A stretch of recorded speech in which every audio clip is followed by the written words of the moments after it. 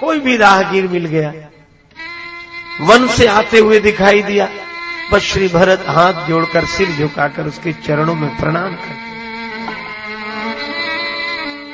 करी प्रणाम बुझई जेहि ते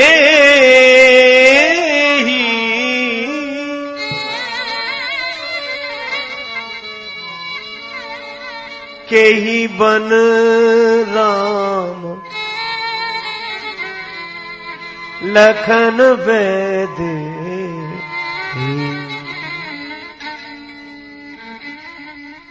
वनवासी लोग आते दिखाई देते, वन की ओर से कोई दिखता आते हुए, श्री भरत जी प्रणाम करते। लोग कहते हैं आप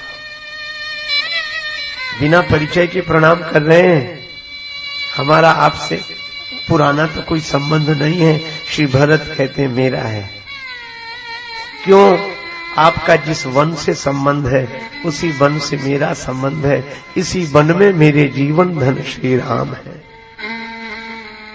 पर मुझे पता नहीं कौन से वन में है, और तुम वन में विचरण करने वाले हो तो कृपा करके बताओ केहि वन राम लखन वैदेही, श्री राम लक्ष्मण जानकी किस वन में है? एक लकड़हारे ने उत्तर दिया। लकड़ी का गट्ठर सिर पर रखकर आ रहा था। श्री भरत जी ने उसे प्रणाम किया। लकड़हारा कांप गया, लकड़ी का गट्ठर सिर से नीचे गिर गया। भरत जी ने कहा कृपा करके बताओ श्री राम, श्री लक्ष्मण, श्री जानकी माता किस वन में है? लकड़हारे के आंसू बरसने लगे। लकड़हारे ने इतना ही कहा, आप उन्हीं के बारे में पूछ रहे हो जो बिल्कुल आप जैसे ही हैं, आपकी तरह है।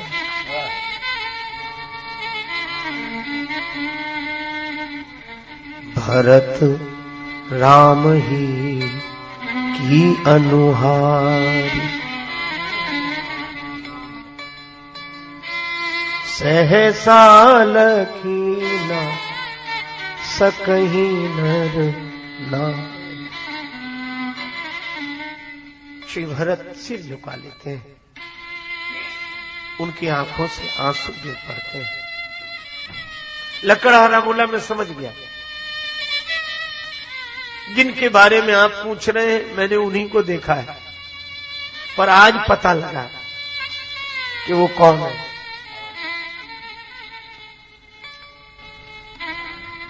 लकड़हारा श्री राम मिलन की गाथा सुना रहा है। प्रेम के साक्षात विग्रह श्री भरत सुन रहे हैं। लकड़हारे ने कहा सदा की तरह लकड़ी लेकर मैं वन से लौट रहा था। अचानक मार्ग से जब निकला, एकाएक मेरी दृष्टि गई। मनहु मंजुवर कुंजरगामी, गजराज की तरह मस्ती से झूमते हुए नीलांबुज श्यामल श्री राघवेंद्र, सिर पर जटाजूट, बलकल वसन विभूषित कमल कोमल कमनीय कलेवर, निरावरण चरण, अधरों पर मुस्कान, नेत्रों में अपार करुणा, हाथ में धनुष बाण। मैंने जो उन्हें देखा, अनायास हाथ जुड़ गए। लकड़ी का गट्ठर कब सिर से नीचे गिर गया पता ही नहीं लगा, क्योंकि ऐसा दिव्य सौंदर्य मैंने कभी नहीं देखा था। सहज सुंदर सावर, कोटि मनोज लजावने हारे। मैं देखता ही रह गया, उधर से दृष्टि हटती ही नहीं थी। तब तक एकाएक उन तरुण तपस्वी ने धनुष पर प्रत्यंचा चढ़ाई तो तूणीर से बाण निकाला और बाण धनुष पर चढ़ाया और किसी को लक्ष्य करने लगे। मैं चौंक कर देखने लगा कौन है, तो देखा हिरणों का समूह खड़ा था। मैं सोच रहा था कि अब हिरण भागेंगे, लेकिन यह क्या, पहली बार मैंने देखा बाण धनुष पर चढ़ा था, लेकिन हिरण भाग नहीं रहे थे। अच्छा, और वे बाण की ओर नहीं देख रहे थे, श्री राम की ओर देख रहे थे। यही वर्णन तुलसीदास जी ने कवितावली में किया है। न डगे न भगे जिये जान सिली मुख पंच धरे रति नायक है। भागते नहीं, अपनी जगह से हिलते नहीं, श्री राम जी की ओर देख रहे हैं। और मानो राम जी ने कहा कि तुम डर नहीं रहे हो, बाण देखकर डर नहीं रहे हो, बाण लगते ही तुम्हारे प्राण जा सकते हैं और न डर रहे हो और न भाग रहे हो। कारण क्या है? हिरणों ने कहा हमें डर इसलिए नहीं लग रहा क्योंकि हम बाण की ओर नहीं देख रहे हैं, हम तो उसकी ओर देख रहे हैं जिसके हाथ में बाण है। काल को जो देखे सो डरे, हम तो उसे देख रहे हैं जिसके हाथ में काल है। और फिर दूसरी बात यह है, एक तो का बाण की तरफ देख भी नहीं रहे हो, न डरो तो देख भी नहीं रहे।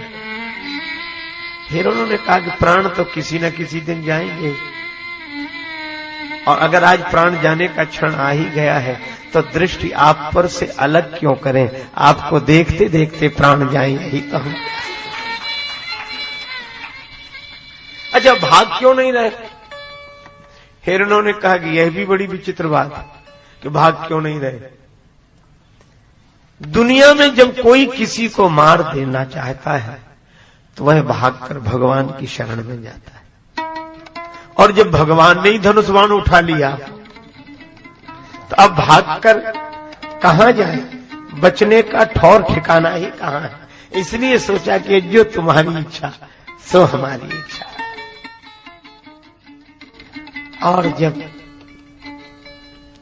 हिरण अपलक दृष्टि से श्री राम जी की ओर देखने लगे, तुम्हारे ही हाथ है यह जीवन, और बाण भी तुम्हारे हाथ है, और जीवन भी तुम्हारे हाथ है।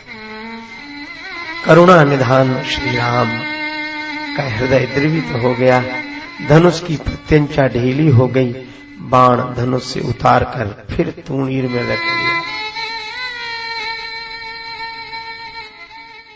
लकड़हारा कहता है कि करुणा निधान श्री राघवेंद्र की ऐसी करुणा देखकर मैं द्रवीभूत था। तब तक अचानक मैं चौंक गया, पीछे जो लता जाल था उस लता जाल को चीरते हुए प्रिया जी प्रकट हो गए, श्री जानकी जी प्रकट हो गए।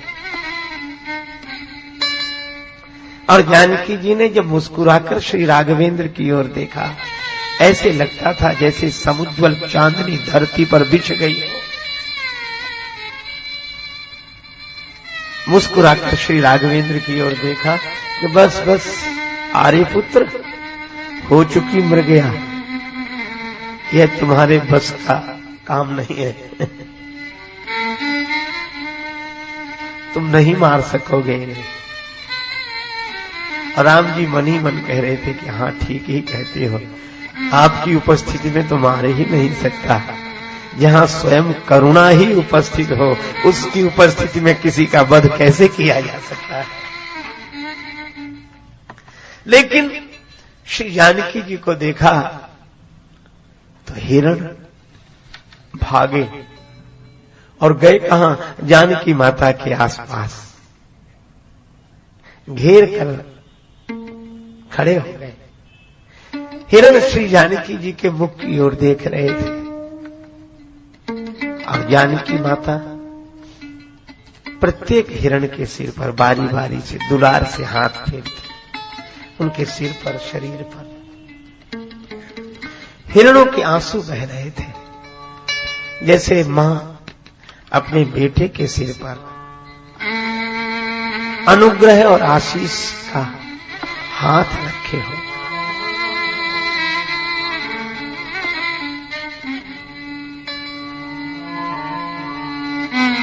और श्री जानकी जी का यह हाथ संतान के माथ पर हो ही।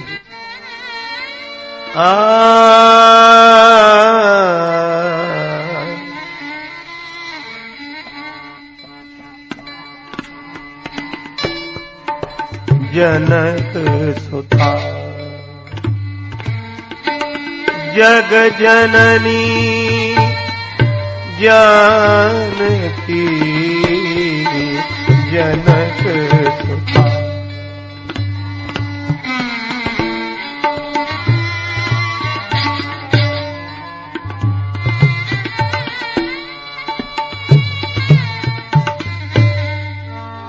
जानकी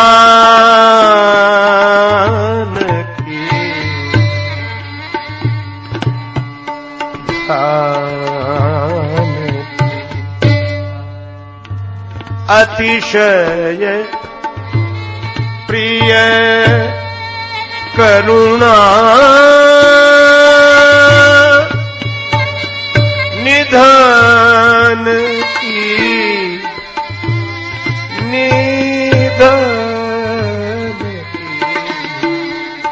जनक सुता। जगत जननी जानकी माता का दुलार पाकर धन्य हो गए वे मृग वृंद।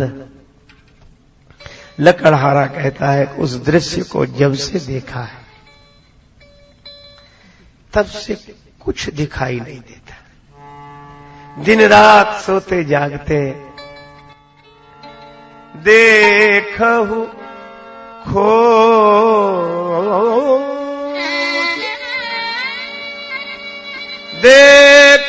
खोज भुवन 10 चारी। कहाँ अस पुरुष कहाँ अस नारी। ऐसा है कौन? श्री राम सहज सुंदर और श्री जानकी जी सुंदरता को सुंदर करई। छवि गृह दीप सिखा जनु बरई। देखो निर्गुण निष्ठा संपन्न ज्ञानी जन ब्रह्म सत्यम की अनुभूति करके उस सत्य में परम सौंदर्य का अनुभव करते हैं। उस सत्य में परम सौंदर्य का अनुभव करते हैं। भगवान के स्वरूप में लीन होने वाले ब्रह्मानंदी महापुरुष सत्य में परम सौंदर्य को खोज लेते हैं और भगवान के रूप की भक्ति करने वाले सगुण निष्ठा वाले भक्त उनके सौंदर्य में परम सत्य का अनुभव कर लेते हैं। चिदानंदमय देह तुम्हारी विगत विकार जान अधिकारी। लखी जिन लाल की मुस्कान तिनहि बिसरी तिनहि बिसरी वेद विधि जप जोग गीता ज्ञान। लखी जिन लाल की मुस्कान